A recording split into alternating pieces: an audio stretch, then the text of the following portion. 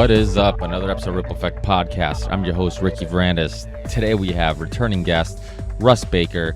He's an investigative journalist, founder of whowhatwhy.org, and author of Family Secrets, The Bush Dynasty, America's Invisible Government, and the Hidden History of the Last 50 Years. So if you like history, if you like journalism, if you like real stories about real events and current events, and without a bias edge to it or trying to sell you a perspective or opinion, then check out whowhatwhy.org and Russ Baker's work. This is his third time on. He's always a joy to talk to. The nice thing about having him on for the third time is that anytime I have returning guests, it always seems like it's much more relaxed of a conversation, and it's always super easy to hold a conversation and talk for a while. So we do about 2 hours, and we talk about everything from current events to personal opinions and perspectives to Trump and Middle East and some historical stuff and everything in between. So really fun conversation. Support Russ Baker's work, whowhatwhy.org. Listen to his past appearances if you're interested in some of his other work and maybe interested in what he talks about in his book, which I think we go over on his first appearance. And you can just obviously just search the Ripple Effect Podcast, Russ Baker, and you'll find the episodes. So also support the Ripple Effect Podcast with Patreon. We're now on Patreon, which is a great way of funding and helping things that bring some value to your life.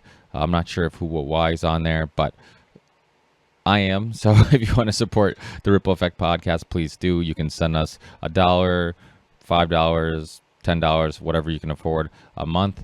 And it kind of gives me that little bit of motivation to continue this. If you can, do that. Also, we have the Theory 6 Music Project, which is my music project, and it's available everywhere there's downloads, musical downloads. And that's another way of supporting the show. All that money goes to this podcast, because right now that music project's on hiatus because this podcast is taking up a lot of my time because it's been a blast and I'm enjoying it, and I only have so much time to spread to do these projects. So right now this podcast is priority one. So do that. If you can't financially support the show, feel free just to share it, post it, upload it. It's open source. Put it anywhere you like. I don't mind. And do all that good stuff. So you'll be surprised how much that helps, just tweeting a show, sharing a show, all that stuff. So please do that. And what else? I think that's it for now. Great conversation, about 2 hours. Russ Baker, whowhatwhy.org. Got a bunch of guests already scheduled. So look out for some new shows coming out very soon. And I'll see you guys in the next one. Peace.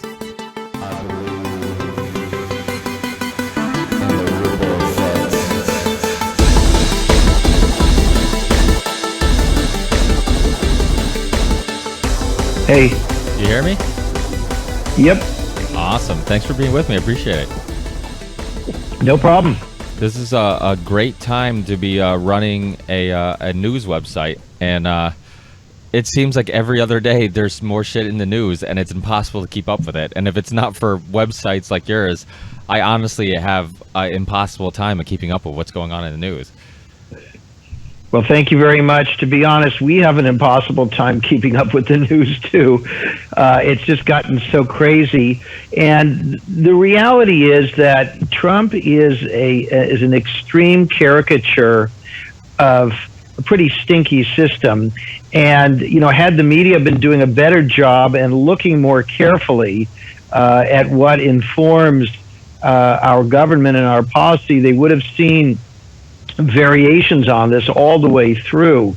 And now, of course, it's exploded, and the media suddenly has decided to get religion, and everybody's all over this thing and competing with each other. And as you say, it is a great time because there's scoops coming in by the hour. It's literally, I think, impossible for almost anybody to keep up. There was a time where one of these stories might have had legs for weeks or even months, and now often after you read it, 5 minutes later you forget, even though it was pretty explosive.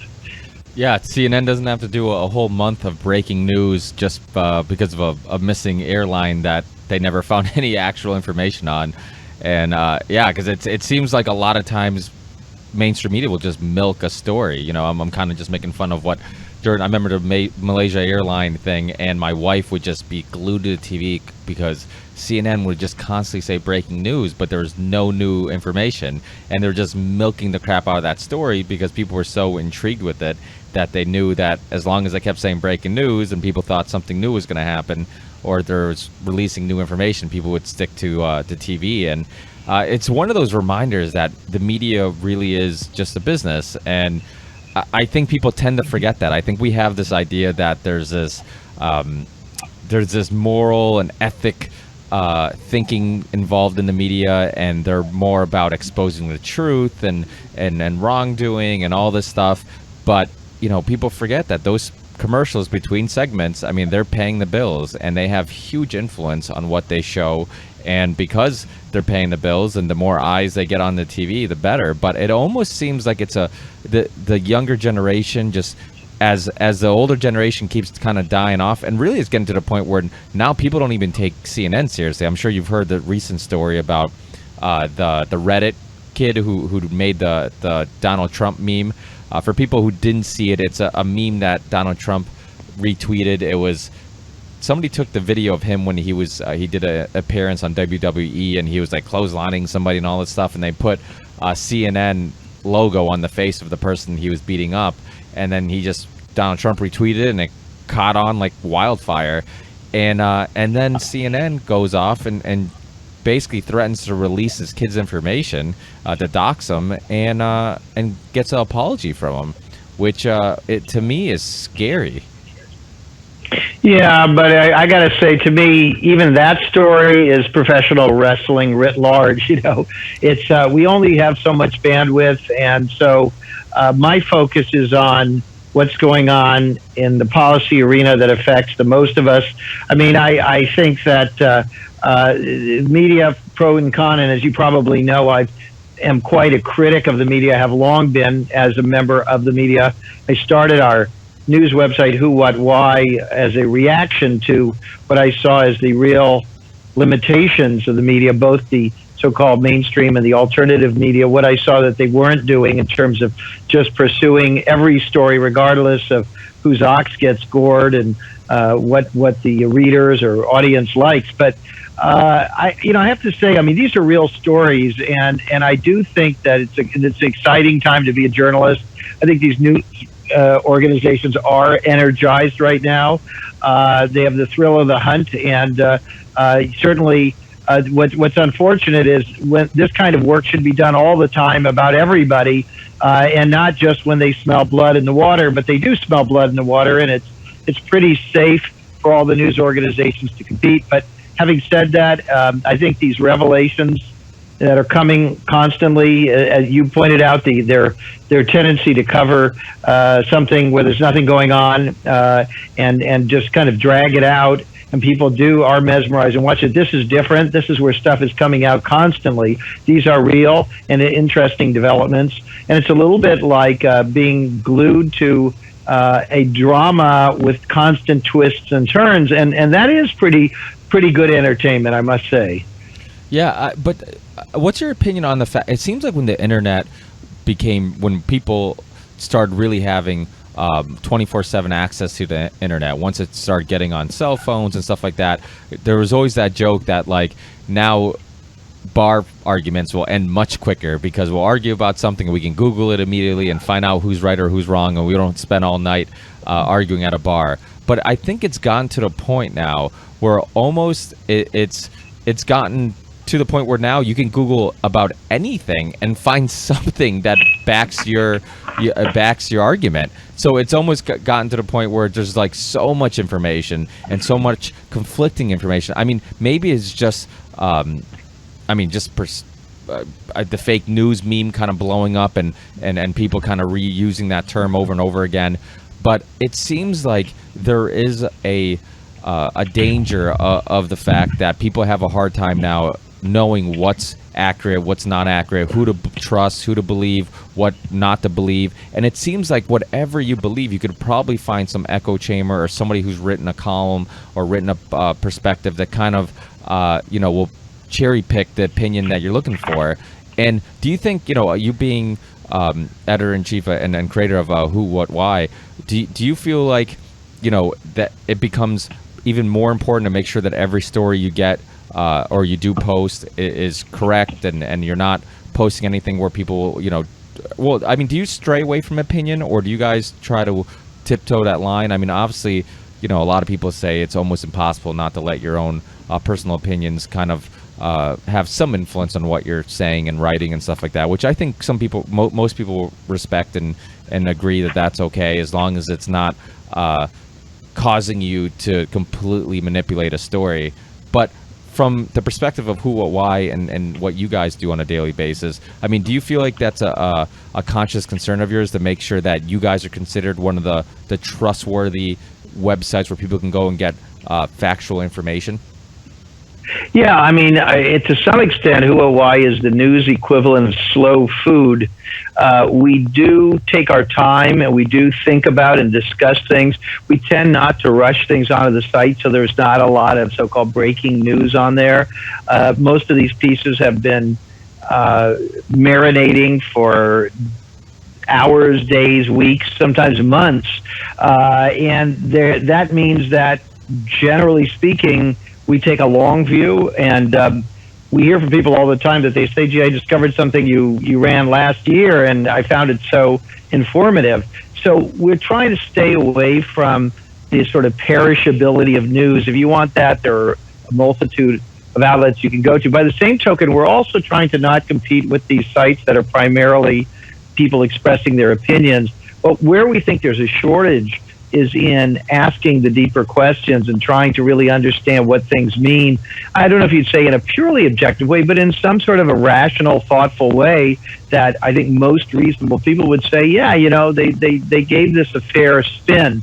So I think that's our ambition. Now, I have to say that I agree with you that there's so much out there. People can find anything to support their opinions. It's hard to know what's real. I personally have my, Who, What, Why has a Twitter feed. It's at Who, What, Why.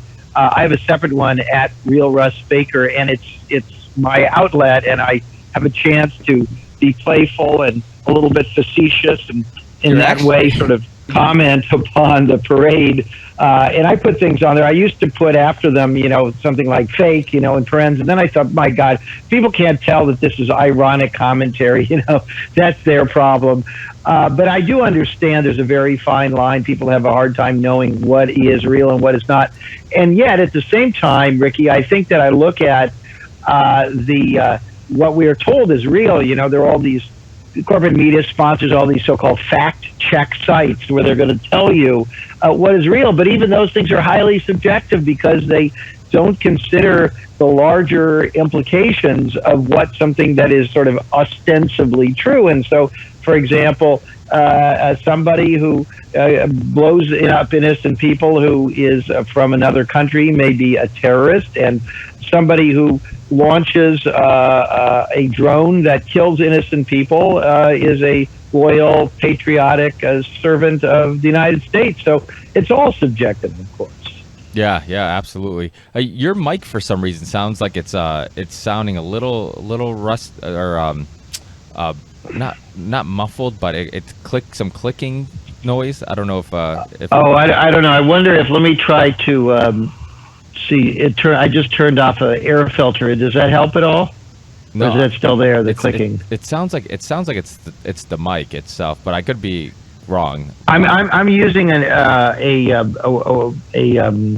Bluetooth earpiece, which usually is noise canceling and very high quality. I could turn it off and just hold the phone in my ear if you prefer. Yeah. Well, I know it's probably easier to have the Bluetooth in, right? Well, it doesn't matter. I mean, it depends how long I have to hold the phone for. But let me turn it off, and why don't we try that? Okay. Here we go. Thank you. Hello? Okay, here I am. Yeah. Hello? That sounds a little better. Is the Bluetooth maybe low in battery? Is that possible? No, I don't think so. Oh, that's weird. But yeah, it's funny you brought up your personal Twitter account, because I actually find it's funny. I've had you on 2 or 3 times before, and I don't know when I started following you, but might have been after the second time you were on, because I followed Who, What, Why, but never followed your personal Twitter account. I'm like, oh, Russ has a personal Twitter account. Let me follow him. and you're fucking hilarious. I couldn't believe how funny. Like, I remember sometimes just being on Twitter during like the debates and stuff like that, and I would read your tweet not even knowing it was you. And I followed some comedians online, on Twitter, and I would have to like catch myself because I'm like, oh, that was Russ. That wasn't a comedian.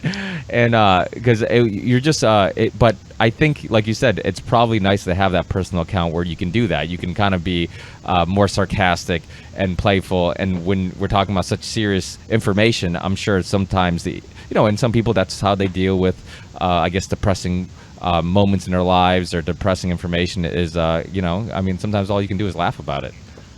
Well, let's remember that comedians are actually radical figures. They're frontline risk takers and edgy commentators on what other people won't say. They're raising taboo subjects. That's why we laugh. I mean, laughter is in many cases is an expression of sort of astonishment, and so I find humor a terrific salve for what ails us, and of course it's a great outlet. But it's that kind of comedic commentary is really not that far in some ways from what journalism does. We do the same thing, but we try to express it with facts and documents so that people can arrive at their own conclusion. Nobody likes to be lectured to, and the beauty of both doing good narrative journalism and comedic commentary is they both bring people to certain realizations without being pedantic about it. Yeah, no, I completely agree. I think it's funny because I just heard I forget who was talking, but they were talking about doing a roast in Boston for some fundraiser or something like that, and how a bunch of the comedians really were they went over the edge with like not being politically correct and all that stuff, and race jokes and feminist jokes and all that stuff. And Gronk, the Patriots player, Gronkowski, he said some jokes that this comedian who was talking about this event was kind of borderline but not that bad. And Gronk's the one that they wrote about in the newspaper the next day and bashed him for saying this, and did he go over the top with that? And it kind of reminded me of how the beautiful thing about being a comedian, and this is what they were talking about, how when you're a comedian, you kind of have the green light to kind of get away with pushing it a little bit further and maybe tiptoeing the line, and you kind of can do that. And I think for the average person, sometimes that type of speech and stuff isn't acceptable. But I remember Patrice O'Neill back in the day being on Fox News and arguing with this woman about this, and he's like, listen, if your intentions are to be funny, then that should be okay. It doesn't matter what you say, as long as your intentions aren't to hurt somebody, not to be racist or mean or hurt somebody's feelings. But if your intentions are, hey, I think this is going to be funny, let me say this. And sometimes you don't know if it's going to work or not until, of course, you say it. And then if it bombs, then people find it racist or mean. But if it doesn't bomb, then it's funny and it's comedy. So it is this thin line. But the beautiful thing about art, music,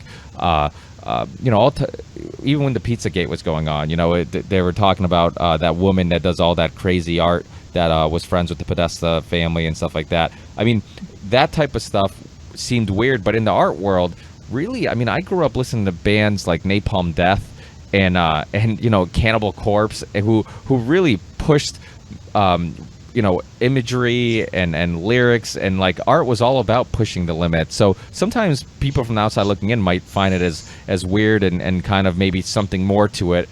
But artistic people do that sometimes. They do push the limits. They do make us rethink what is normal, and we kind of need that, because if not, then how do we ever see things outside the box? Absolutely right, and I think that political leaders are something else, and they have a special responsibility to try to, in some way, speak to all of us and bring people together. And so, what strikes me about Trump is the incredible, inappropriateness of his pronouncements as a leader, where it just doesn't seem the right place. I personally didn't mind his video of him beating up on CNN. I think it's kind of funny, but at the same time, look, I mean, the sort of people who follow him, I mean, I get, tweets and emails from them all the time. And a lot of those folks, I don't want to say all of them, but a lot of them are really vulgar, nasty, angry, hateful people.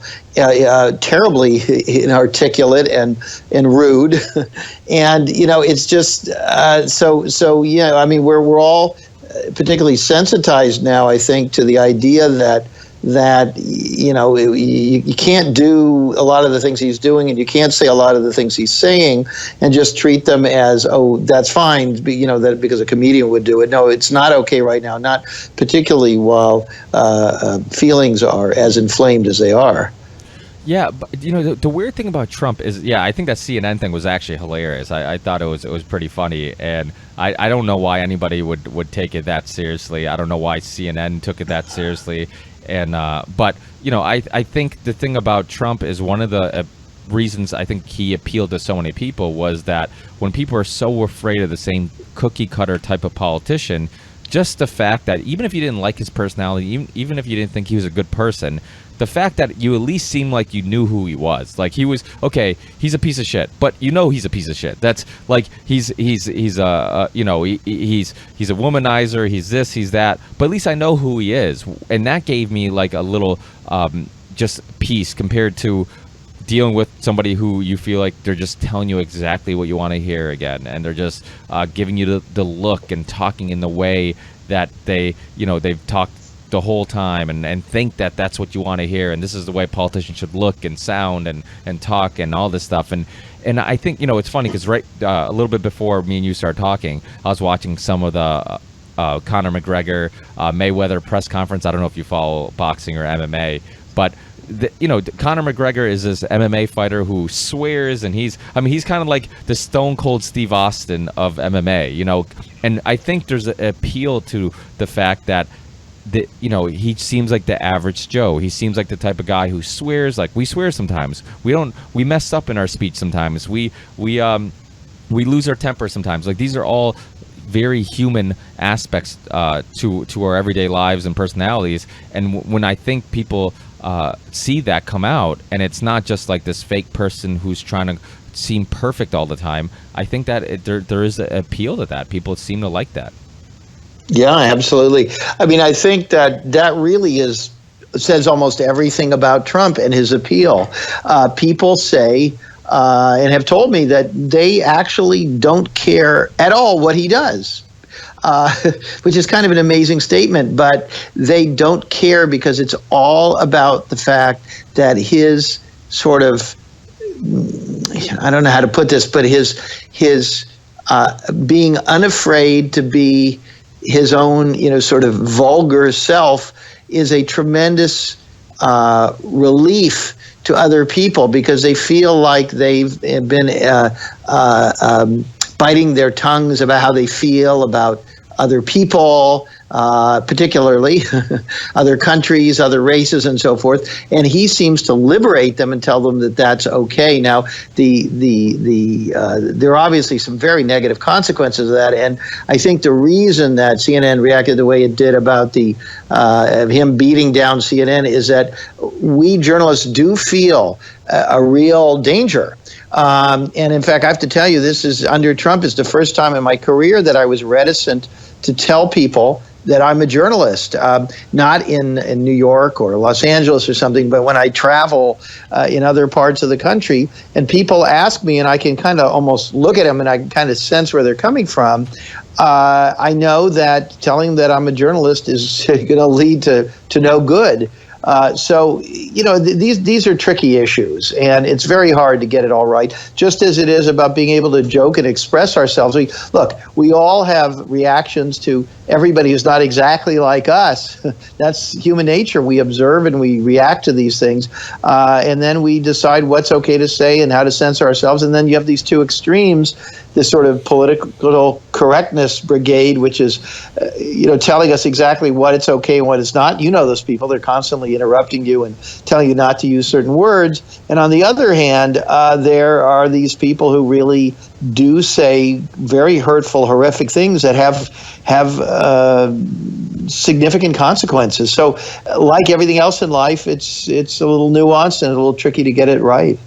But don't you feel like, because my opinion on free speech is that people should have the right to say, it's like the Bill Maher thing recently. He apologized for what he said, and yeah, it wasn't funny, and he probably shouldn't have said it. But he's a comedian, and I think that it's just one of those things where I kind of feel like I said, I think intentions are really important, and I think if somebody's intentions are to be funny, then you can't draw a line and say you can't cross this, because from my perspective, I kind of feel like you're going to get really watered down art. You're going to get really watered down comedy, really watered down, the people who, the Lenny Bruces, the, all the Bill Hicks, all these comedians who, I mean, Lenny Bruce did time in prison, and so, I mean, pushing these limits, that's how you break through and how you get people to go against the grain and do something unique and different. And I think once you start putting guidelines on it, or think that, I can't say this because it might ruin my career because I'm gonna have to apologize if it's not funny, this and that, then I think it kind of suppresses progression or artistic progression. Yeah, I totally agree with you. I guess what I'm saying is that where it becomes tricky is where you draw the line, where you try to figure out, was that person being funny, or was that hate speech, or was somebody actually inciting some behavior that's going to be really problematical. It is hard. Look, you go back to the classic case where the American Nazi Party wanted to march through Skokie, Illinois, at the time, a home to many elderly Holocaust survivors, and they were represented by the American Civil Liberties Union, an organization whose many attorneys are actually Jewish, and they said, we we protect everybody's right to free speech. And the ACLU lost a huge amount of membership, a lot of money, and really suffered because of that. But they were adhering to a principle, which was, the answer to free speech is more free speech, and that's true.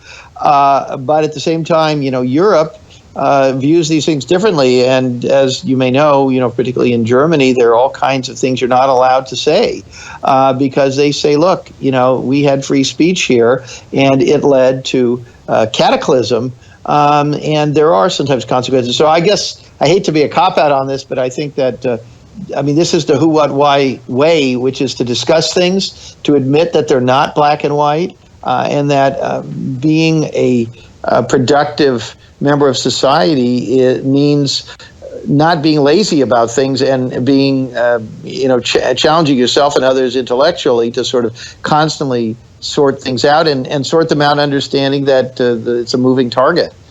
Yeah, no, I completely agree. Yeah, in Germany, you can't be a Holocaust denier, and even though I think Holocaust deniers are ridiculous and insane, I still think that conversation, I think if somebody wants to say something crazy or insane or historically incorrect, I think people should still have the right to say it. I think anytime you stop conversation, I'm not saying that's what you're saying. I'm just saying that my personal opinion on Germany, and it's I guess it's what we always say, it's a slippery slope. Where do you stop? If you stop people from saying this, then do you eventually stop people from saying that, and then this and that, and everybody who's sensitive to the topic? I mean, you can't just just stop people from saying everything that offends somebody, because we wouldn't have anything that we could say.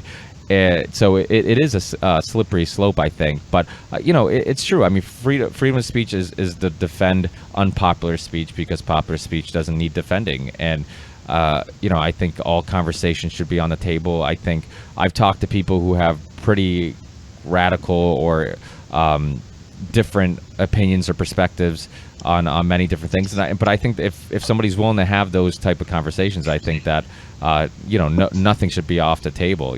So we do have an issue with like us being tribal, and once we pick a team or once we decide we have a established opinion on something, it's very hard for people to break through. And who, what, why, and you yourself, historically, you've always been pretty consistent with just kind of looking at the information and going wherever it takes you. You've written a book on the Bushes and which doesn't just focus on the Bushes, but it's in the title, and Family of Secrets, but yet you'll criticize Republicans, Democrats, liberals, progressives, libertarians, all the above, and anybody. And do you think there's a huge issue with people? Because, for example, I remember during the election, anytime I would show somebody a piece of information, they would immediately look at what website it came from, and they're like, oh, they're right wing, or they're left wing, or you're gonna believe, and instead of just saying, let's analyze the information and just, let's just look at the information. Don't look at the source. And in some cases, I mean, if it's obviously coming from like InfoWars or something like that, you might want to look at the source. But if the information's correct, shouldn't people be better at kind of acknowledging the information and the fact or the story, and kind of ignoring the source? Because it seems like there's a lot more of that now, where it's just like, oh, he's a lefty or she's a righty or whatever, and people kind of just, but I feel like, and I've always felt like, that there's probably some good that comes out of having two teams, because the left, even though their intentions aren't trying to expose corruption, might expose some corruption on the right just because they're trying to make the right look bad, and vice versa. So maybe if you're morally not a good person and trying to just expose corruption, but you're just trying to make the other side look bad, there at least is some good that comes out of that.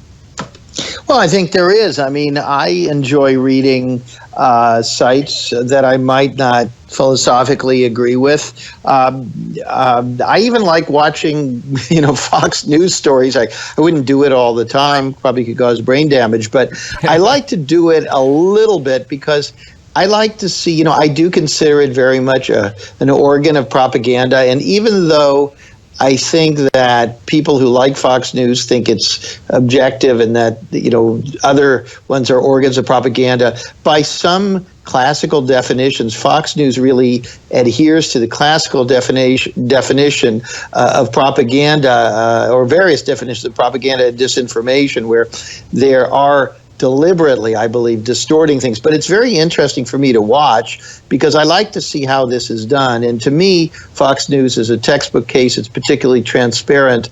I often thought that the so-called mainstream media was much more subtle in often doing the same thing. And they use a lot of pejorative terms to dismiss people, to make them out to be, people who deviate from the pack.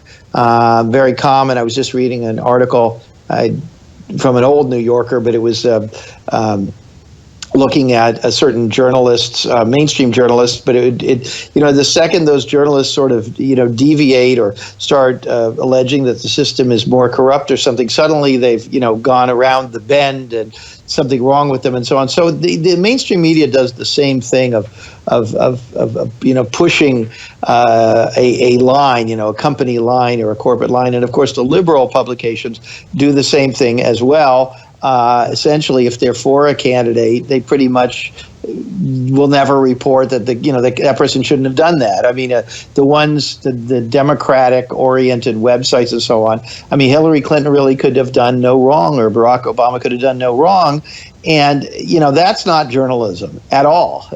And so, at Why, I mean, we find ourselves. There are lots of folks who like us, and of course, more people discovering us every day. We're sort of a best kept secret still, but we are growing. But there are people who get mad at us, and they say, yeah, I like your site, but I didn't like that piece you did because I like so-and-so, or I think that, that side in this country or in this conflict is in the wrong. And my answer to them is, look, we're just trying to understand these things, and you have taken a side, and that's fine, but that's not what we're about. So it's a hard thing to do. But we at the same time, we don't want to be mealy-mouthed. We don't want to be afraid to make statements. And I think Why is a little bit different in that I think we're very different in many ways. But I think even from some sites where people say, well, how are you different from such and such, is that I think we make that special effort to sort of see if we can divine some kind of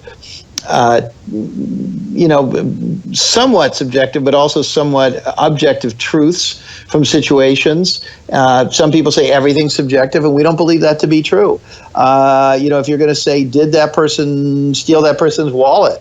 Did that person fire first? I think those things can be objectively established. If you were to say, is this person right, or is that country right? Well, that's much more subjective, but even there, you could probably apply certain widely accepted principles and enumerate those, and then come to some sort of conclusion. And that's applying the same standards across the board, that to me is good journalism. And in that case, it's okay to come to a conclusion.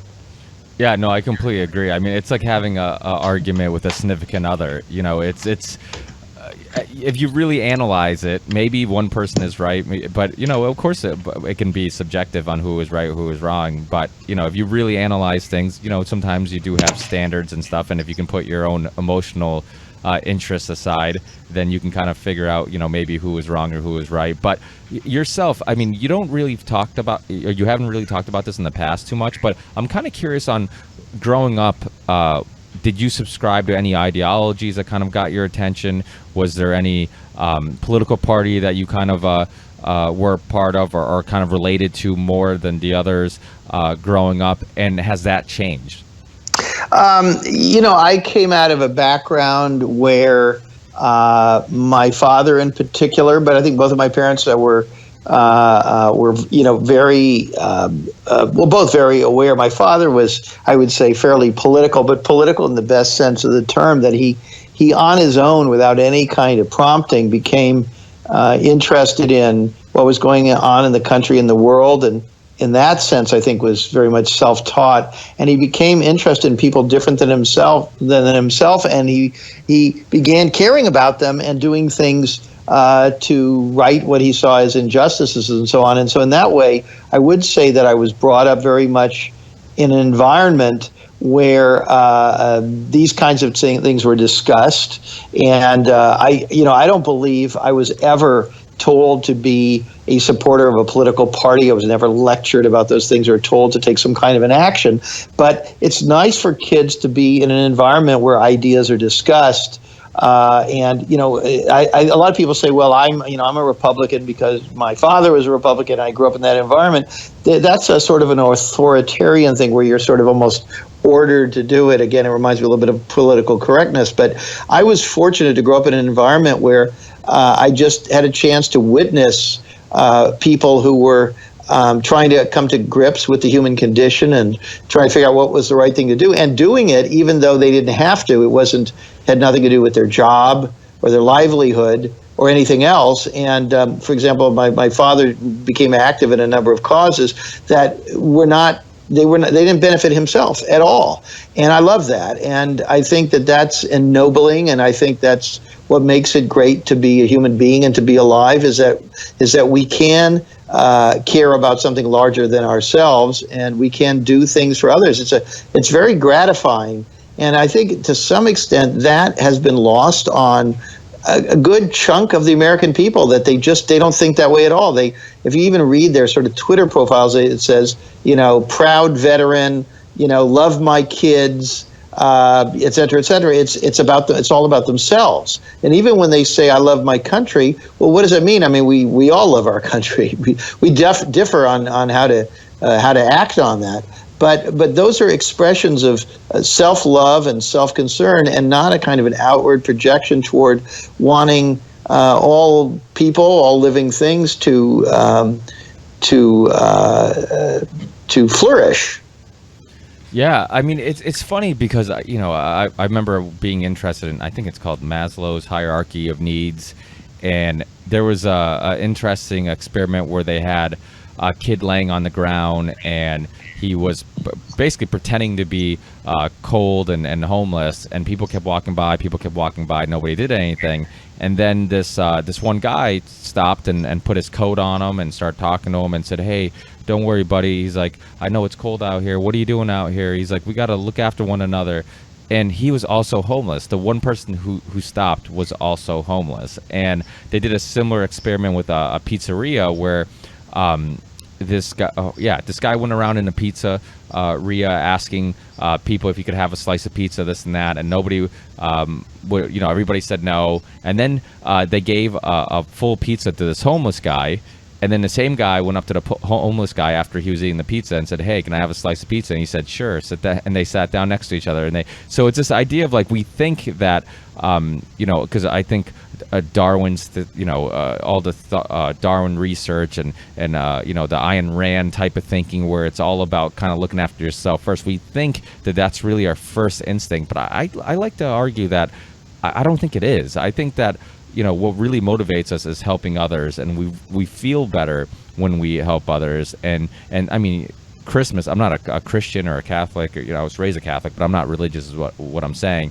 And Christmas, one thing I love about Christmas is that it reminds so many people who tend to forget how good it feels to make other people happy and not just ourselves. So I think that it is important to do those things. I mean, your website, my podcast, I'm sure financially they're probably not very good investments, but we do it because we want to do our best in trying to leave the world a little better than we received it. And I think that it's very gratifying when I do these podcasts and I talk to people like yourself, and I get to kind of be a part of sharing work and information and people that I find interesting and I think can really help other people, and I think these conversations can help other people, then I feel good doing it. And even if it is a bad investment, and even if it does take a lot of time and effort to put these things together, I think that it is gratifying. And you look at Elon Musk. I think the reason why people love him, and I think Tesla is the perfect name for the company, because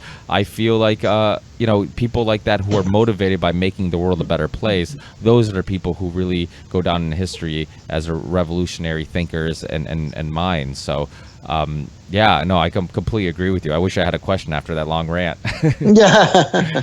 Well, we were going to also talk a little bit, I guess, about Trump and Russia, and there's a lot more to discuss if we finished on that front. Yeah, no, absolutely. Yeah, well, that's kind of one of the reasons why I want to have you on, because I think the reason why your website and your work is so important, because people like myself who, you're a full-time, I believe you're a full-time journalist and author, and this research is really what takes up most of your day, but there's so many people who are easily tricked into believing bad information or picking a side because we're so busy with our everyday lives. We go to work, we take care of the kids, we got to mow the lawn, we have to go make dinner, this and that, and then we kind of hope that websites like yourself, like Who What Why, will kind of do the work for us so we can get the right story and the right facts, and really be well informed.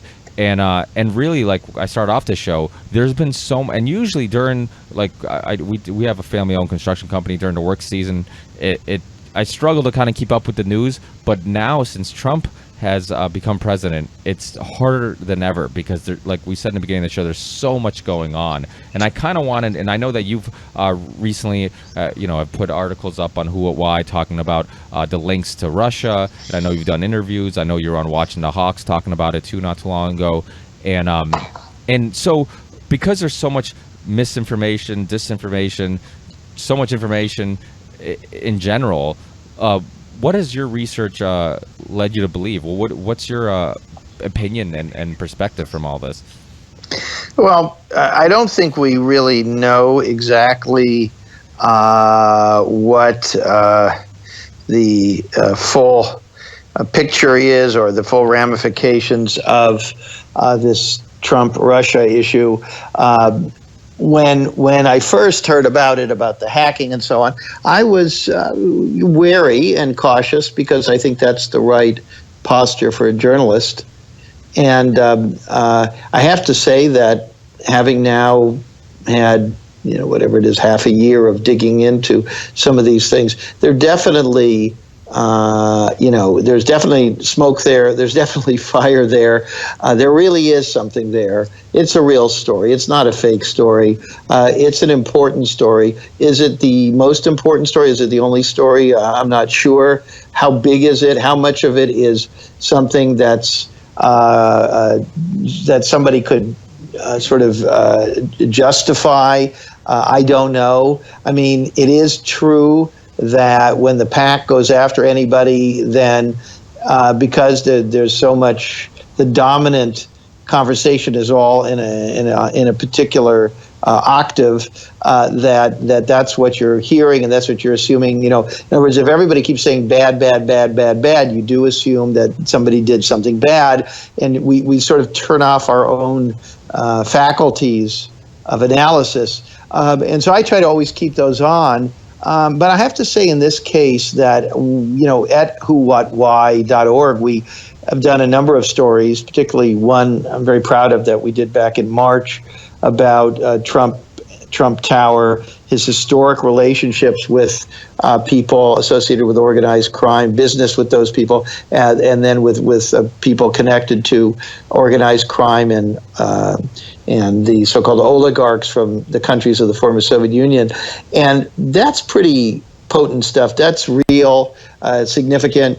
We always try to, give whoever we're writing about the benefit of the doubt. So, for example, when we discovered all of these people buying apartments from Trump who were wealthy people from the former Soviet Union, we, first said, well, is just because you're a wealthy person, does that make you bad? I mean, and just because you're from the former Soviet Union, does it make you bad? No. And just because you take money from those people, does that make you bad? No. So we had to start looking to see, is there something more here? And what we did find were patterns where there were some pretty bad people and there was some awareness, and this did seem like monies from these kinds of elements and interests to either could be classified as having, let's say, criminal profile or ramifications or connections, that there was more of that than one would be comfortable with, a lot more. And also that there was a lot of enabling of basically the theft of the, what would you call it, the patriarchy, the resources of Russia and the Russian people, and the massive sort of looting of that, and then the moving of that abroad and laundering it. And there are several ways that money is laundered, and real estate is one of them. And it's a particularly good one, and we see with Trump in his real estate empire, and then in his other dealings with folks, that we see a lot of these, shall we say, quote unquote, interesting figures doing these deals with him, and in many cases the deals do look fishy. The Russian plutocrat, former Russian plutocrat who bought that house from him in Florida, way over market, tremendous profit to Trump. Now, was that just savvy on Trump's part and not on this fellow's part? Maybe, but if you look at the pattern of so many of these people doing these things, one does see a pattern, and one does have to wonder if there's not more going on. And in that article I reference on whowhatwhy.org and other articles we've done, and more to come, we are seeing clear patterns that he was somebody that people who were moving money, whether it had been ill-gotten or there was something else questionable about it, that they had determined that he and his enterprises were folks that they could do business with. So at a minimum, there's that. And then, of course, we could talk all about the allegations of election meddling, which I think are very important and need to be looked at closely. Yeah, no, absolutely. Well, the thing is, so basically there's all this conversation about the Russians hacking. Is there any clear indication? Because I remember having Ray McGovern on, I think it was roughly around the same time that this was kind of blowing up, and I believe he was saying how it looked more like a leak than it did a hacking, and obviously, and then there's all this conversation about Seth Rich. For people who don't know, he's the one who worked for the DNC, I believe, who ended up getting murdered, and very fishy, kind of suspicious type of murder, and some people believe, and Julian Assange kind of said it without really saying that he possibly could have been the person who leaked some of the emails to WikiLeaks. So there's like all this going on. Is there any actual links? And I think Ray McGovern said, he's like, there's not any actual real proof that it was Russia, the Russian government, that actually hacked into the DNC. But yet, if that's the case, I mean, isn't this a very dangerous game we're playing of these politicians trying to win this political war by poking at a military power like Russia? Yeah, so as far as whether that was Russia doing it, surrogates and so forth, I'm not an expert. I don't think anybody in the media really is an expert, although they play experts on TV. And I tend to say I'm not absolutely sure on many things, maybe most things. And I'm not absolutely sure. The more I look at a pattern of behavior, such as since the election, well, actually just before the election, but we did some of the work on the recount of some of the ballots in certain states, and there was documented efforts by coming from Russian connected domains that seemed to be testing various local governmental entity computer systems. So I'm inclined to think that there are strong indications that non-American players somehow associated with those interests were doing something. But as to the particulars of exactly what they were doing, or if it was Russia, and particularly, on Putin's orders to hack into all of these places.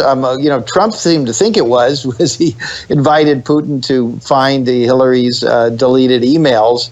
I think there's a general sense from a very broad range of people that it is likely that it was Russia or Russian actors. I have to say again, in the interest of fairness, I'm sure that the United States has formidable resources of what they consider to be, white hat hackers testing everybody's systems.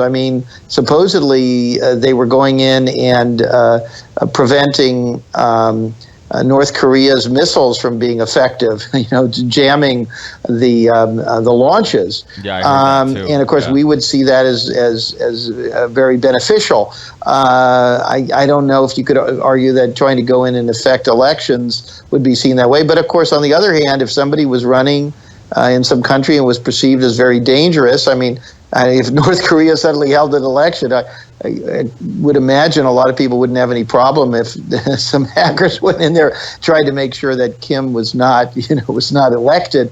I just try to bend over backwards to give the benefit of the doubt. But I do think that foreign meddling in elections is a very grave threat, and I do think there is some smoke and fire there, and I think we have to continue digging into it. Now, I have to say, by the way, that whowhatwhy.org, our site, also is concerned about domestic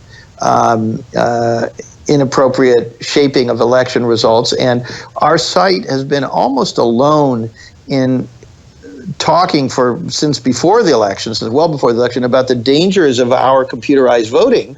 And we did talk about the threat of foreigners getting in there, but we also talked about the danger of people from the United States getting into these systems.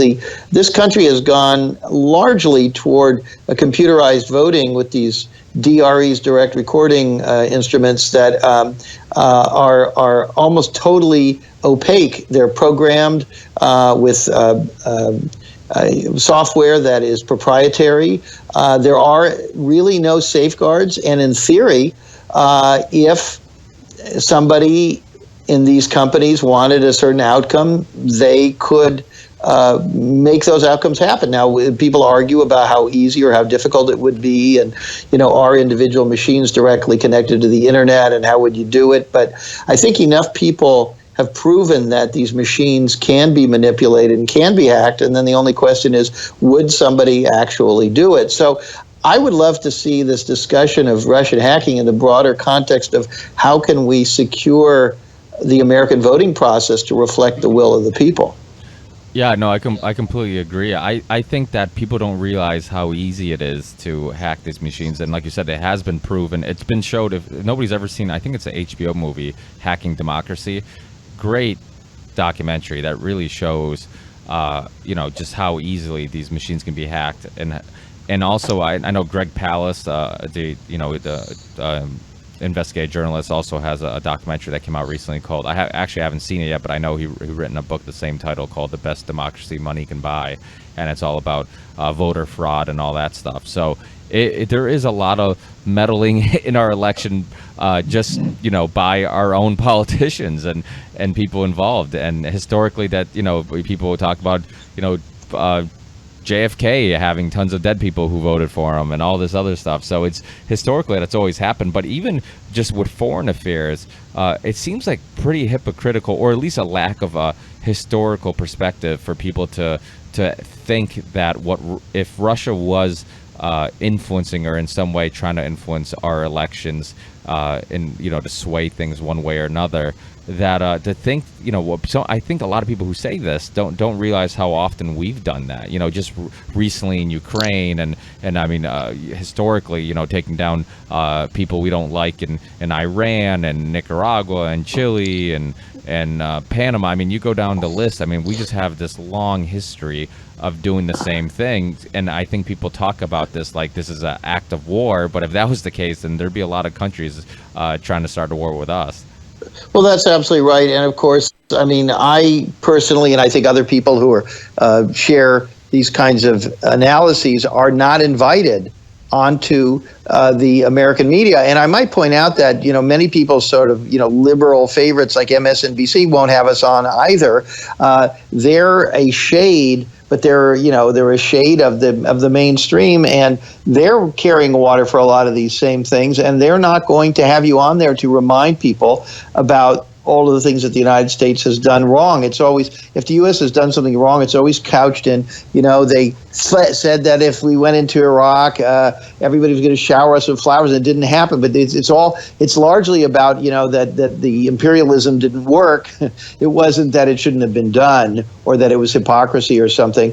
And so this is just a huge problem that we have. Now, having said that, on the other hand, the larger issue with Russia, with Trump, is that, and this is coming out here and there, but I don't think people understand it very well. Russia has had so many problems, and I do think that Putin is quite desperate to salvage the situation. The problem is that not only do they have tremendous problems, their economy is in terrible shape. Their cash cow, which is fossil fuels, that market suffered greatly and continues to suffer, and they're really having trouble functioning as a country. And so they're desperate. So it is for them a matter of national security to start fixing the situation. And how do you do that? Well, these things like Ukraine, a lot of the other things they've done, and what I think may well have been hacking and other efforts, we do think that they were involved with some of this effort to target voters, to turn them out for Trump, that they were involved with that. And I think that they determined that it was absolutely crucial for Russia that whoever be the next president be somebody who was more open to working with them. I think they saw Hillary Clinton as a real foe, and that she wanted to also show how tough she was. And they feel that Trump is a guy that they can do business with. Now, that gets into more complicated things, including, the fact that Putin is a mixed bag of on the one hand, Russian nationalist, and I guess you'd say patriot, who's trying to make decisions that are in Russia's interest, and also a guy connected with an awful lot of thieves who, and I think along with him, have stolen tremendous amounts from Russia. So it's a mixed bag there. And I think that Trump, on account of the fact that his finances have been bad for so long, and he's depended so much on Russian-related investments over the years, I really do think he might have gone under over some course of the last 10 or 20 years if it were not for this constant infusion of money from people, in some ways, at least second or third hand, connected back to Putin. And there is a real concern that Putin does have some control over Trump. Now, the good side of that is that in that sense, Trump is less likely to get the U.S., I suppose, into some kind of a violent confrontation with the Russians. But the bad side is you have to wonder where the loyalties and the priorities of the president of the United States are, and that's a very real, kind of Manchurian candidate type scenario for us to worry about.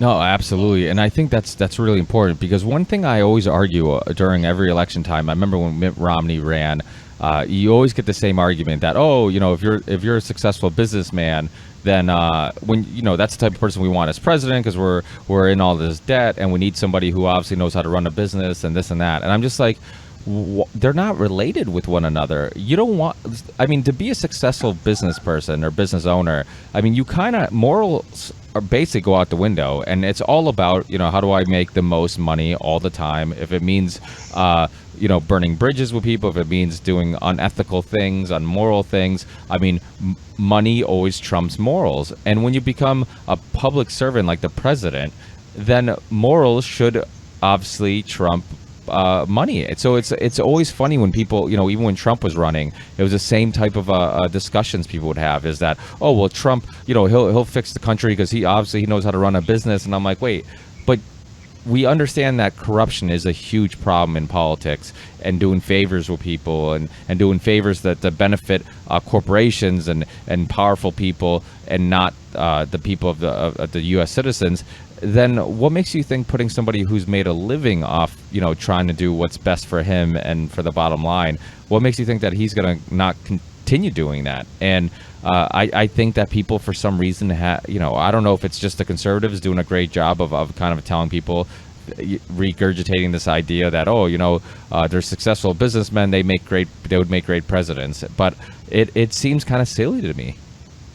Yeah, it's usually quite a shock when a business person suddenly becomes a public executive, because it is so different. And as you say, in business, it's about delivering for themselves and delivering for their key shareholders. And very often, the workers are screwed, and the customers are screwed, and the competitors are screwed. So if you were to apply that to the presidency, it would not work very well. And we've seen historically that in many ways, the best presidents tend to be people who were actually in government already, whether they were legislators or they were working in the executive branch or what have you, that they understood the need for compromise and the need for inclusiveness. And, you're going from jobs where, although you may have talked about how you serve the public, you really were not doing that at all. That wasn't the priority there of the people who wrote your paycheck. And then when they move over here, and then suddenly they have to be speaking to everyone about the good of all. And it is not an easy transition. And frankly, a lot of the people who present themselves as such great businessmen actually weren't. If you read the books about Trump, you'll find out that, maybe he really wasn't such a good businessman. He certainly was a very aggressive promoter and marketer, and maybe you could argue that that's a kind of marketing that can succeed in a certain way. But he's also, he bluffs, and he has bluffed all the way through his career and put a positive face on things while there was chaos reigning behind the scenes. And in that sense, I guess he's maybe a little bit accustomed to what's happening now, that he's continuing to assist. Everything's absolutely wonderful. And anybody who criticizes him is a bad person, while he himself is, facing the panic and constant crises. So, maybe he's used to this. Yeah, it's funny. I feel like Trump was the first Kardashian. Like, how we always talk about how, like, the Kardashians, how nobody knows why they're famous and why they're so popular, but they stay rich and relevant by convincing all of us that they're rich and relevant. I feel like Trump kind of did the same thing, where he kind of took that technique and used it way before the Kardashians. Like, he kept talking about how great he was and how important he was and how successful he was, and then that's what kept him successful and relevant, was the fact that people kept talking about him. And as long as he stayed in the public eye, which he always did a good job with, there's plenty of very successful businessmen in the U.S. that most of us don't know their names, but yet everybody knew Trump, and he wasn't the most successful person real estate or whatnot, but we thought he was, because we could actually put a face to it, and we knew the name, and we knew. So it was just a great self-promoting machine where he just put his face and his name everywhere. And because even his his family name was actually something else, right? It was something that sounded like Trump, but Oh, Drumpf, supposedly with a D. yeah, it doesn't look so good on the a original building. German name. Look, I mean, the thing is that he almost, sometimes sometimes he'll say things about how successful and how terrific his products and his company and the way they do everything is. But when you really listen to him or you look for details, he basically, why are his buildings any better than anybody else's? He'll say, my buildings are great. People love my buildings. It's this kind of self-fulfilling, almost kind of circular reasoning. And he'll say, everybody wants to live in a Trump building. Why? Because it's a Trump building, Yeah. Trump buildings are the best, And so it never really gets down to, well, why are they the best? I'm not clear. Is it better value? Are the building materials better? And then in the end, he says, no, I got this building built for, a fraction of the normal cost. And then he sort of says that he made a bigger profit on it by, skimping on, labor or quality or whatever. And then he sort of advertises that as that's why he's such a good businessman. That's what makes him successful. Ergo, that's why you want to be associated with him and why you want to buy into the Trump brand. So you're sort of paying to be in his retinue, you know what I mean? And kind of bask in his glory. That's the brand. That's really all that it is. But, a lot of people are not such sort of deep thinkers. And, it was very interesting to me. I wanted some of our reporters to go out and find out what was really happening with his properties. I haven't seen that much on it, but a lot of people, would certainly not consider anymore buying anything with a Trump name on it. I think Ivanka's brands have had some problems. But at the same time, notoriety also has value. And, the kinds of people who were buying, even way back in his buildings, which we look at in that article I referenced on whowhatwhy.org. If you go in there and you look at those, the people who were buying in the building, these were not the most elegant or sophisticated people in the world, whether they were hoods or dubious individuals of for some other reason. That these are, as you say, the Kardashian thing, these are people who are looking to be associated with a brand or glitz. And, maybe the same people who would have liked to, have their picture taken with O.J. Simpson or something, the people would rather be associated with a big name than not. And certainly a lot of these foreigners who acquired enormous wealth over a very short amount of time, their quality standards and what they consider to be classy is very different than what you might have seen from old money or other types of people who would have been his customers otherwise.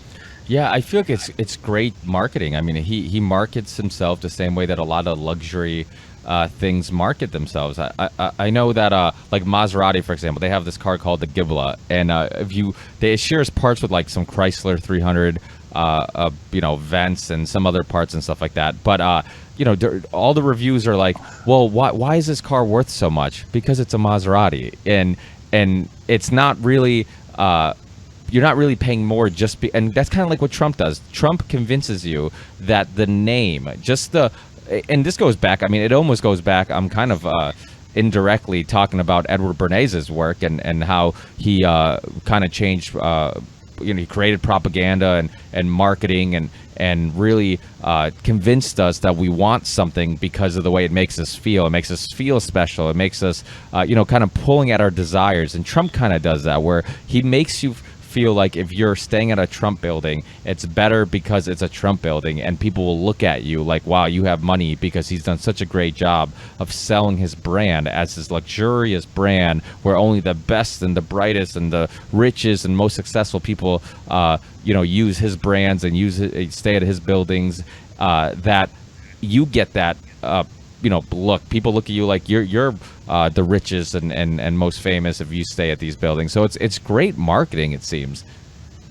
Yeah, it is, and it certainly taps into a popular and increasingly popular sentiment in our country, which is, if I've heard of it, then that's good. And I can tell you that I talk to people on a daily basis who, can't stand Trump and would say that they abhor that sort of, the kind of objectification of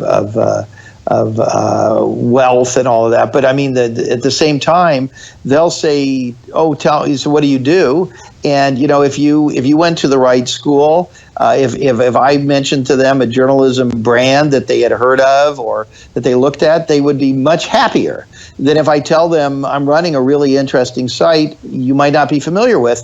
And I can see it right among progressives and liberals and leftists and so on, that the vast majority of them don't want to go look. They don't want to see something new. They're not curious about what the innovations might be or how it could be different. They are much more interested in, if I'm already a name brand, if I can say, oh, I was just on MSNBC last night, I've got a book the New York Times says is the best, that's what they want. And they're just as much status seekers as the Trump people are. It's just the status is different. You don't live in a Trump building. You live in a townhouse in the West Village, done by architect so-and-so. And so that's human nature, and that's certainly the nature of a lot of people in our society. They're all choosing their brand. So it is symptomatic, I think, of a larger, deeper problem. Oh, absolutely. I completely agree. I think it's similar to like music, where if you hear this song over and over again, they say that your brain will actually confuse you liking it with you just recognizing it, and you kind of like it just because you recognize it. It's similar. I remember when I was younger and I'd go out to the clubs or go to the bars and stuff like that. There were songs that I absolutely hated, but because they play that song that everybody knows the words to, and everybody knows the beat, everybody knows the song, then all of a sudden you get a little extra excited. You think you like it just because you're familiar with it and everybody knows it, So it's kind of a similar type of psychology. But in regards to the whole, I guess, just web of all of Syria and Russia and all this stuff. I mean, obviously Syria, that whole I guess effort into trying to get involved in Syria goes all the way back to Obama. But is it? You hear all this conversation about it being very much influenced by a pipeline and Qatar and the pipeline going to Europe and all this stuff. From your just you analyzing it and your research, what seems to be the root cause or the reason that the U.S. is so obsessed with getting involved in Syria and taking out Assad, when obviously there's places like Saudi Arabia and many other countries you can reference that has very bad people that are equally as bad, that we could be focused on. Yeah. So first of all, I wrote on this subject a number of years ago. whowhatwhy.org was early and largely alone among media organizations in raising questions. The why, that's why we're called who, what, why the interest. And before we did it with Syria, we did it with Libya. And we ended up being right and with Libya, and I think most people would agree, although typical media, again, now they all start saying, oh, that wasn't such a good idea, but they refuse to acknowledge or shine any light on a smaller organization like ours and say, hey, these people were better than we were. They were ahead of us. Let's bring them in and hear what they have to say. But we questioned those things. As I say, we questioned Libya, and then we questioned Syria, and we raised lots of issues about it. It's been a number of years since I've written about it, and I don't consider myself fully up on every aspect of it, but I will say this. It's a safe bet in none of these situations that altruism is what is motivating policy. And so if you know that, and you know that actually most people, if you really talk to policy experts, they would say altruism should not be the primary motivator of policy. They always talk about national interest, our national security, what's good for the United States. That's not the same thing as altruism. And countries don't generally go into other countries primarily to help them. But we were told in those countries that they wanted these people out because they were bad people. So you can assume that's probably not the reason. And in the case of Syria, it's definitely not the reason. There are, I think, a number of different elements there. One of the major ones, I think, is that Assad is one of the last holdouts in the region who had a relationship with and was something of a proxy for Russia. and before that, the old Soviet Union. They are a power that, understandably, has made the Israelis nervous for a long time. And with the Arab Spring, that's something else we could talk about, is not necessarily what we were told it was, but with this kind of displacement in the region, more and more countries were being taken over by people who were friendly to the U.S. and its interests, and then there was him. And so there are a whole bunch of different factors. I think that dynamic, his alliance with Iran, and Iran being a huge threat to the Saudis, and a sponsor of a different faction of Islam, and many other elements. There are issues about with Libya, for example, there were issues about immigration, European concerns about immigration. Gaddafi was seen as a guy who could not be controlled and a possible leader of Pan-African interests. He wanted to get away from the dollar, which would have had very serious consequences throughout Africa and these countries with tremendous natural resources that the U.S. is battling for against other countries.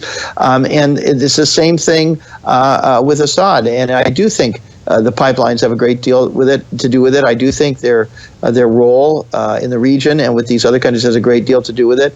And I don't for a second believe it's about the fact that he oppresses his people, which he does. He absolutely does. But as you point out, he's hardly the only one, and that just hasn't been the criteria for intervention.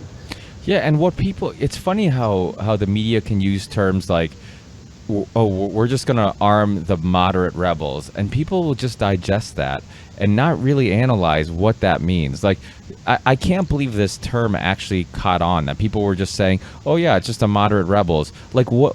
It seems like craziness to me that people would think that you can just give arms. That's like saying, let me go to Chicago, the worst part of Chicago, and let me just give guns to the moderate gangsters. It's like, let me. They're gonna fight these other drug dealers who are much worse than them, and then think that they might not use those guns for some violence against some innocent people later. It seems like insanity. I mean, you have ISIS people, members of ISIS in Syria fighting Assad.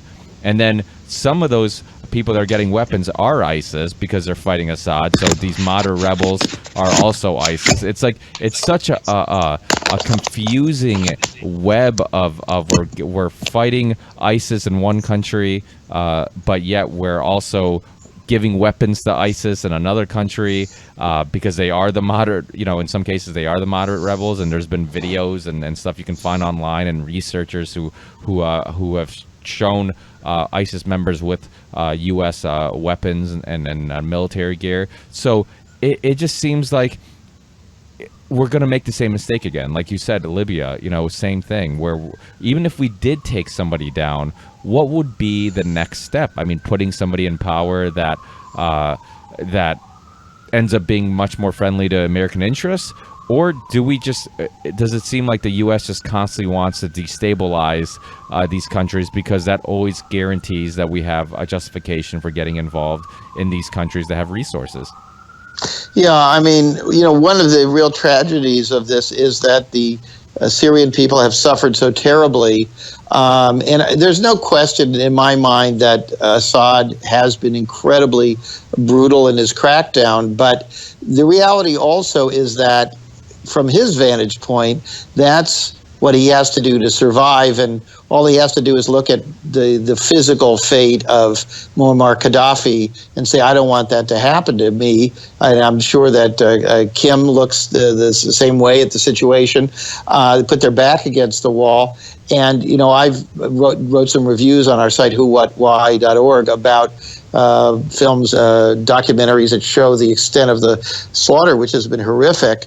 I suppose probably the largest part of the people who have died may have been on account of Assad-backed airstrikes and so on. But again, the U.S. and these other countries were very much in there encouraging this uprising, and then this is what happens to the people. Now, then they argue, well, we have to do more to back these people, but that has never worked. And I don't care whether it's Vietnam or anywhere else. I mean, those things just turn into charnel houses, and it's not a viable solution. And again, as we've said, the fact that this comes down to being about resources and corporate opportunities or what have you, like everywhere else, that's really what we need to be talking about. And we do need to be advocating for a humane foreign policy. It's really too bad we don't. And by the way, it's really too bad that whether it's Republicans in power or Democrats, almost the same identical foreign policies continue.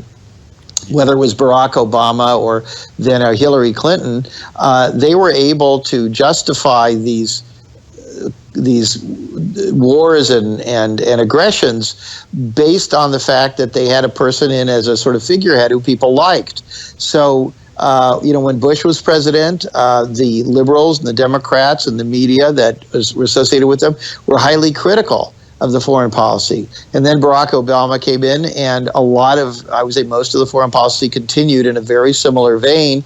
And suddenly you saw all those same shows no longer criticizing it because he was their guy. I remember watching a famous left-oriented TV and radio show. Everybody knows this brand, and I was watching it. And this is the host is somebody long associated with anti-sort of imperialist type reporting and dialogues. And here they were with guests, where both of the guests were for an intervention in Syria on the rebel side. They were only arguing over what was the right strategy there. But I was struck that this program normally would have had people on there who were pacifists, who were supported nonviolent solutions and so forth, and they had completely abandoned it because of who was in the White House.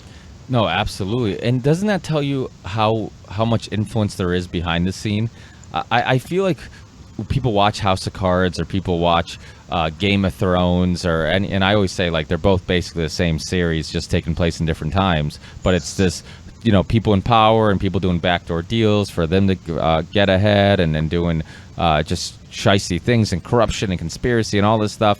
And that happens in politics. And it seems like now you're starting here. I mean, obviously, people know Soros and people know some of these names, but the Koch brothers, but people are starting to know the Mercers, and some of these other families that people didn't even know who John Podesta was until the email thing, and Steve Bannon, and all these people who have huge influence on the politicians and foreign policy and the decisions they make and all this stuff.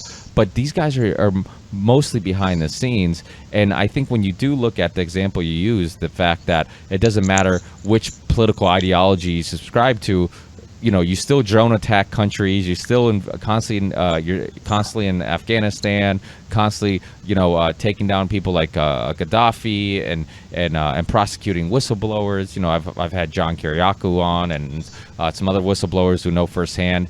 And it's one of those things where it's a reminder that, these politicians, there's people behind the scenes, regardless of what they tell you on TV, like, oh, I believe in this, or I'm a Republican, I'm a progressive, I have conservative ideologies or whatever. Like, at the end of the day, there's people in the background pulling the strings. I mean, what I guess some people would call the deep state. And I think it really does exist. And some of these names are finally becoming more household. And what do you think about that? Do you think it's really important to do stories on the Mercers and Steve Bannon and these people who have huge influence on these politicians and fund these politicians, so people to understand that, you can analyze this politician all you want, but if you really want to know what they're going to vote on or which way they're going to go on in any certain issue or topic, you really have to look at who's giving them money.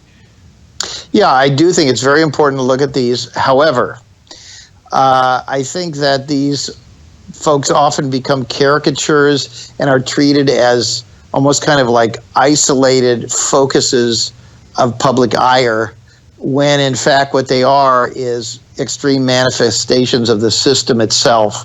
And that's where you stop getting invited on shows. If you come on and you talk about the Mercers and Bannon and the Koch brothers and so on, you can do that. And because the media pack had already turned in that direction, this was the dominant theme. It's great, and you're welcome on all kinds of shows, and they're competing for you. But if you start saying this is bigger than these folks, this is about the nature of our society itself, you could talk a little bit about the 1%. Now that Bernie Sanders made that acceptable, could talk a little bit about inequity, but you can't talk about it too much because, who owns the media? Who owns these channels? Who controls the big advertisers? And so this is just a problem that the whole system itself is not what we think it is. It's not what we are told it is in school. It's not what we think it is when we salute the flag or sing the anthem. It is not that place. It's really never been that place, and it's becoming less of that place all the time.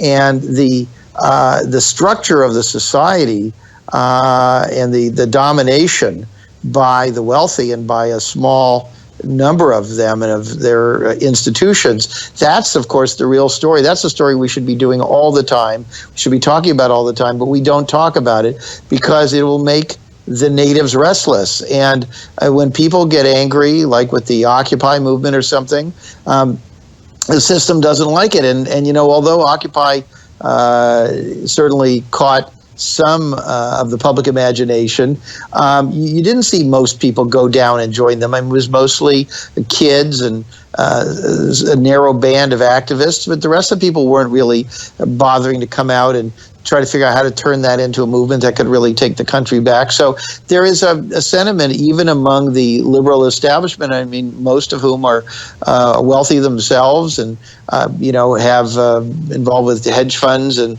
what have you. Part of the system, and I'm not judging them because we all have our investments, funds and retirement funds and what have you. We're all woven into this matrix, basically. The society is structured in such a way that everybody thinks they have a stake in perpetuating a system that is actually not beneficial for most of them. That's the game.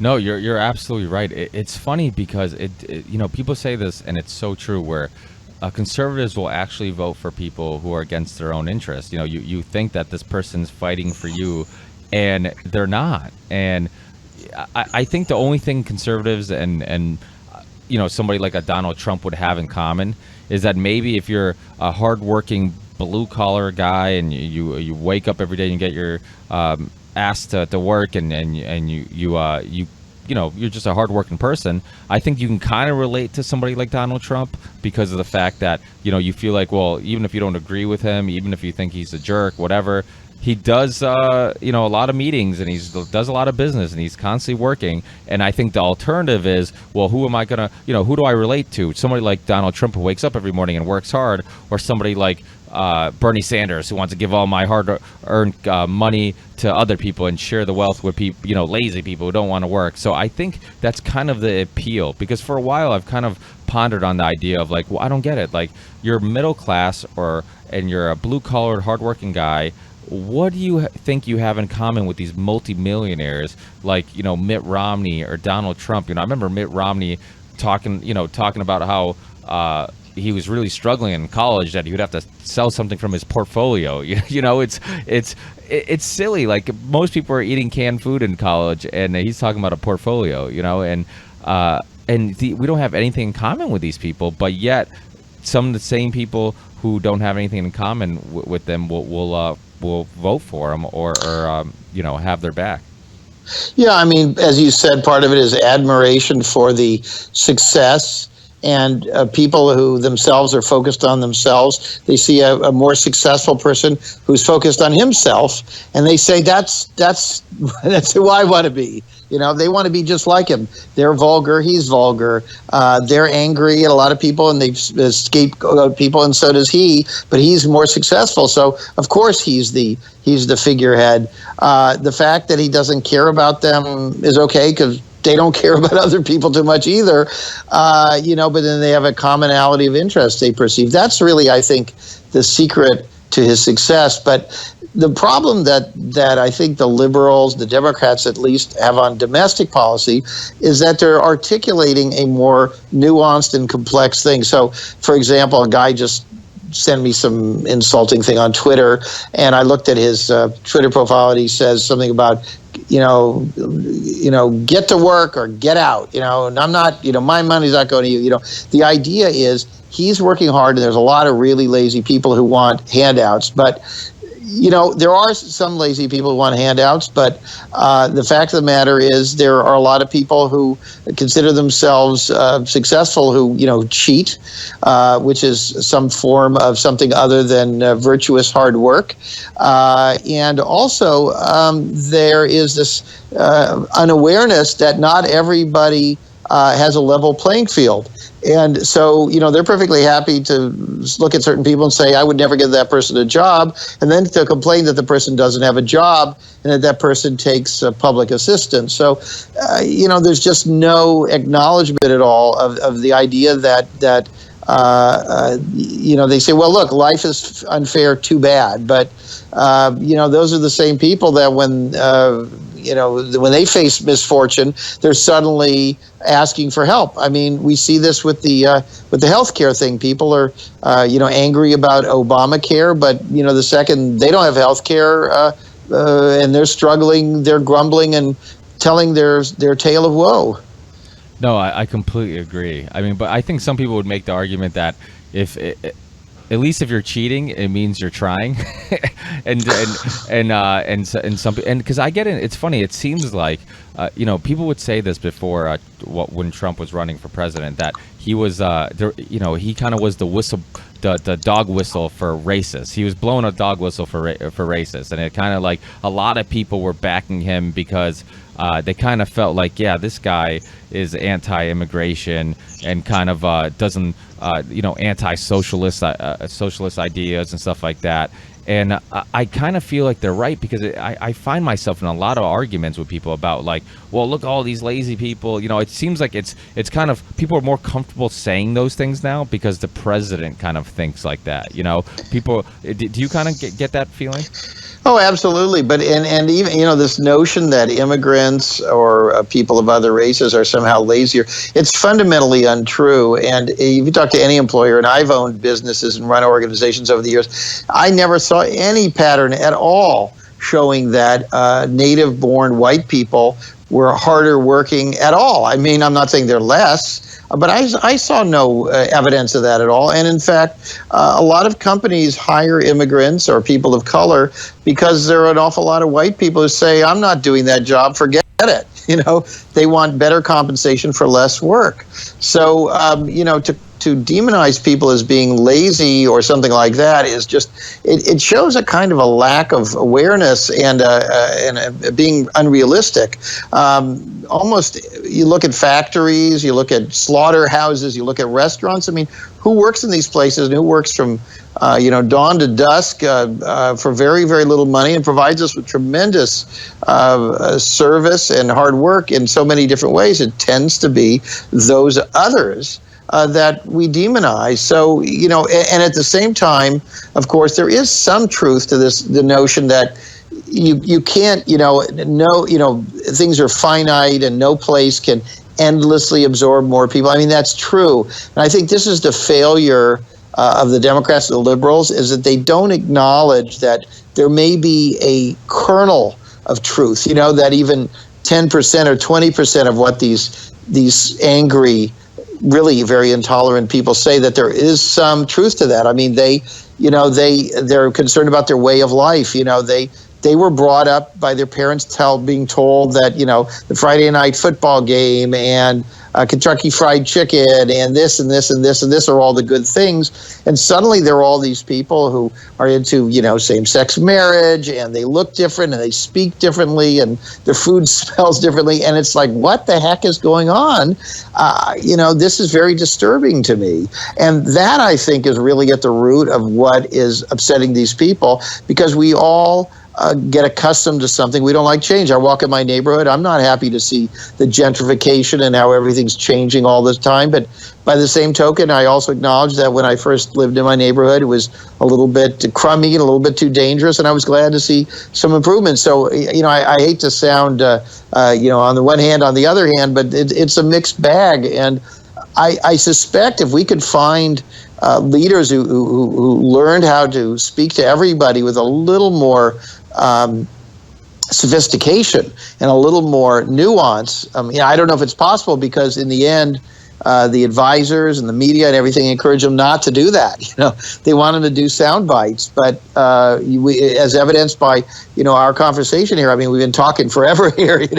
And if I go on TV, I'm lucky if I get 3 minutes. Yeah, no, and I think that's a huge issue too, because, and you're right, I think there's a huge issue with getting us to fight among one another, because I think what's hilarious is when people, I'll be at the gym, I'll be working out, and I'll be talking to somebody, and they'll be talking about, these lazy bastards, I work my ass off, and I'm barely making ends meet, and these lazy bastards are taking handouts, and it's hilarious, because I'm like, you know how many government subsidies are given every year, and how much money goes to helping a corporation and helping it's to help these corporations make more profit. Now, if you have a focus of anger, would you rather be angry at the guy who lives in the ghetto or the poor part of the city who might be getting some money for food, or the guy who has a private jet who's getting some taxpayer money? It's hilarious. Like, it's almost like while we're fighting among one another, they're kind of just cruising and set sailing, and then they're doing all right, and they can keep on doing all the crooked deals and take taxpayer money, because we're all everybody from the middle class and down is fighting among one another. And I think a lot of these topics and subjects are much more complicated, and they're not one-sided. These are all the kinds of things that we ought to be talking about. Well, Rick Ross was on my show. And we're not. It's funny you say that, because Rick Ross was on my show, Freeway Rick Ross. Oh, yeah. And same thing. He started selling drugs out of necessity. He didn't know how to read. He actually got offered to go to college to play tennis, but he didn't know how to read, so he knew he couldn't keep his grades up, and he wouldn't last. So he didn't even do drugs. But he picked up selling them because he knew that, I think he ended up having a child or something like that. But either way, he needed money to survive, and really selling drugs was his one way to getting out of a really shitty situation. So, like you said, sometimes criminals, if you take their hard work and passion and put them focus it on something more positive, they could be very successful. And you know what? Honestly, you could even make the argument that some criminals are successful, and they're politicians and rich CEOs of companies, because they do some things that are against the law and breaking the law. Just we kind of look at white collar crime different than we do other types of crime. We absolutely do. And then, of course, they have these batteries of lawyers just like Trump. Whoever heard of somebody having as many lawyers as he has? They keep saying Donald Trump's personal attorney. I'm like, wait a minute, this is another dude. There's another woman. It's so many of these people. They need these folks just like a criminal needs them, but they're treated very differently. And I love the concept of, we always talk about underworld figures. I love the concept of the overworld, which is the figures who also commit crimes but find a way to do it so that they never get in trouble, and they control the criminal justice system, and they control things so that they're always on top. Those are things that, as you pointed out, folks who feel that the world is treating them unfairly and that others are getting some kind of advantage need to consider. And if you look at Trump's cabinet, this is the wealthiest cabinet ever. You look at the net worth of these people, or even the estimates, even the low side are tremendous. It's a very, very wealthy bunch of people, and it's hard to imagine such a narrow and such a white and such a male group being able to really identify with the broad range of concerns and issues that challenge Americans. Yeah, it's hilarious because he talked about draining the swamp, and he has Goldman Sachs people. He has, ExxonMobil. It's crazy. And the fact that people honestly still believe, I feel like when people like somebody, they will just justify all their actions, and that's what Trump supporters do now. It's not like, okay, I get it. You disliked Hillary. Hillary's out of the picture. She was crooked, and there's a lot of question marks about her past and history. But come on, I mean, some of the stuff that Trump's doing, how can people still justify what he does and the people he put in his cabinet? And to think that he's going to be any different is just hilarious to me. It just it almost. But I do think. I mean, we'll end it with this because I've already taken up way too much time on a probably a beautiful Friday. I'm sure you'll probably be looking to grab a drink and dinner sometime soon. But what do you think is next? Because I think the one good thing about Trump winning was that it almost seems like, people talk about how if Hillary won, it'd be great for young kids because we'd feel like, oh, see, even a woman can be president. But damn, if Trump wins, doesn't it mean that like even an idiot can be president? Like anybody can be president? It almost gives people more of that impression that anybody is capable of becoming president. And I think that political strategists are going to have to rethink what to sell to the people. And does this open the door for somebody like Bernie again to run, who has socialist ideas, or somebody who's a libertarian, or somebody who's whatever, a different alternative ideology?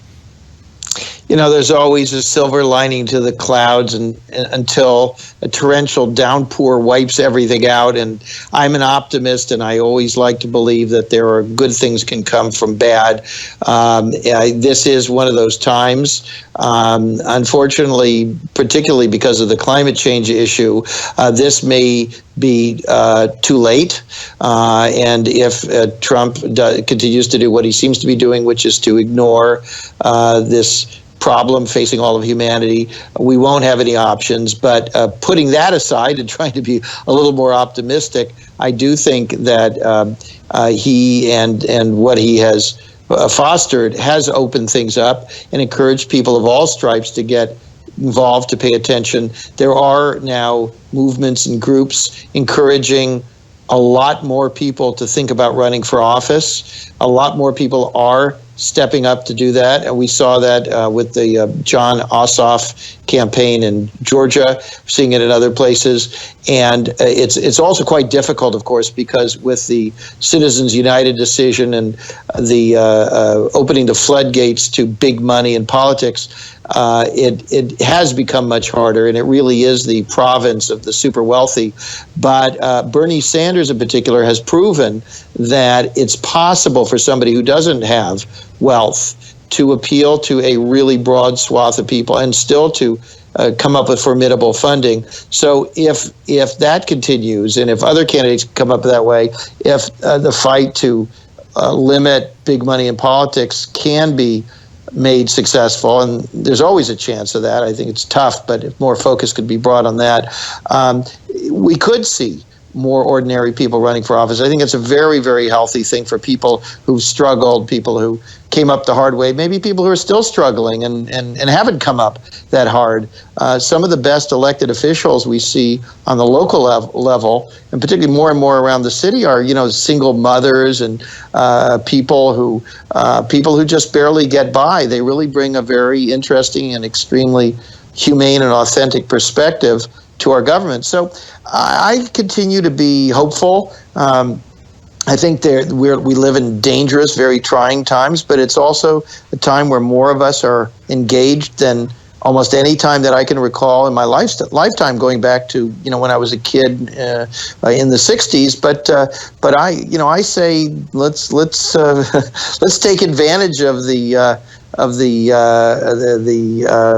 energy, chaotic though it is, and let's try some new things, because if you don't try, what's the point of being alive? Yeah, and I think one thing, a theme in what you were saying on the show is talking about looking at the bigger picture, and I think that the future is possibly universal health care. It is maybe even a I don't know, what do they call it, a minimum a wage, a living wage for people, or income for people, just having an income for people so people can just have enough to survive, and everybody gets a minimum income. And because I think we're living in a world where people are growing up where money is not that important anymore. I mean, I record this podcast, with, it feels like for free because I bought the software a long time ago, and I'm not actually paying for anything at this moment. And people will be able to listen to it for free. People will be able to watch, go on your website for free. People will be able to watch documentaries we talked about for free, hear your lectures on YouTube for free. People are growing up in a world where money isn't the end-all, be-all, biggest motivator.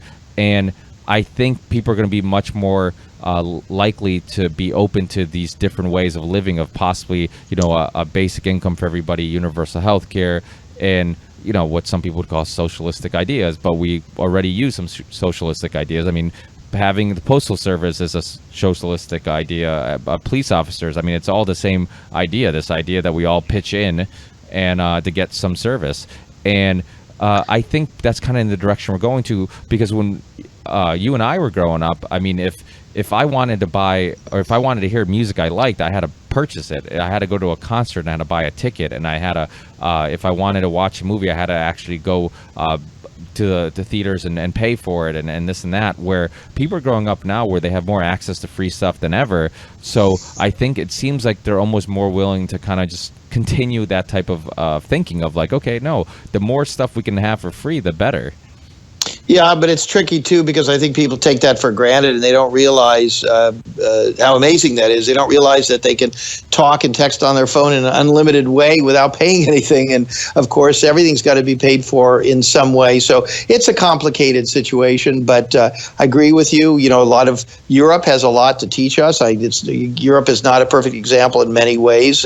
Populations and their circumstances are very different, but they're older countries and they've experimented with a lot of things, and many of these types of things you're talking about, the healthcare and in other areas, and job and social security are things that they've thought about. Europeans also consume much less than we do. Their footprint is much smaller. They pollute a lot less. So we have a lot to learn from other countries. Other countries, of course, learn from us because our culture is ever expanding and so dominant. And, it's a good exchange. So anyway, it's an exciting time. I love talking to you. Lots of good energy here, and going to have to run, but thank you so much. Can I let folks know how to reach us or anything like that? Yeah.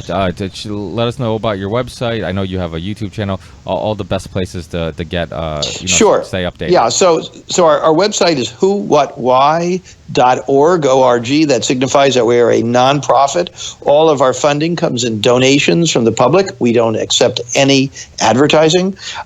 We've got a Twitter feed. We've got a Facebook, Who What Why. And then if you want to follow me personally, my Twitter is @Real Russ Baker. And we do all kinds of stuff, podcasts, I write books, lots more things coming. Yeah, awesome. Yeah, please, people, follow the Twitter feed, go to the website.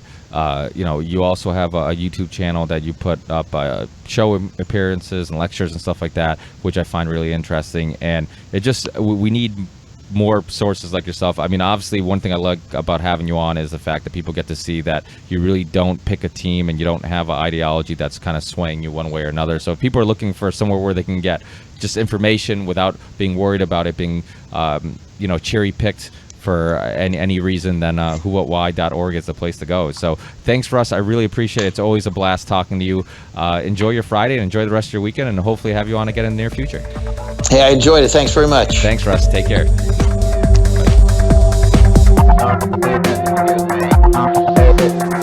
Believe in the ripple effect.